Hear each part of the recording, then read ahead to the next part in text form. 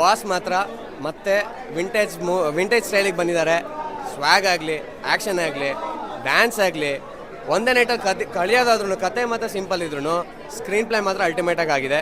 And ಕನ್ನಡಕ fans, ನಾನು Sudeep fans ಅಂತ ಅಲ್ಲ, ನಾನು ಸುದೀಪ್ ಫ್ಯಾನೇ, ಬಟ್ ಆದ್ರೂ ಅವರಂತ ಅಲ್ಲ, ಯಾರೇ ಫ್ಯಾನ್ಸ್ ಅನ್ನು ಪಕ್ಕಾ ಬಂದು ನೋಡೋ ಅಂತ ಕನ್ನಡದ ಈಗ ಎಂಡ್ ಆಗೋದ್ರಲ್ಲಿ ಒಂದು ಪಕ್ಕ ಕಮರ್ಷಿಯಲ್ ಮೂವಿ ಇಲ್ಲಿವರೆಗೂ ಬಂದಿರಲಿಲ್ಲ. ನಾವೇನು ಬೇರೆ ಬೇರೆ ಸ್ಟಾರ್ಸನ್ನೇನು ಮೆರೆಸ್ತಿದ್ವೋ ಅದಕ್ಕಿಂತ ಮೇನಾಗಿ ಈಗ ಯಾರೇ ಆದ್ರೂ ಕರ್ನಾಟಕದವರು ಅಷ್ಟು ಜನ ಬಂದು ನೋಡೋಕ್ಕಾಗತ್ತೆ. ಯಾಕಂದರೆ ನೀವು ಕೇಳೋ ಎಲ್ಲ ಎಲಿಮೆಂಟ್ಸು ಇದೆ.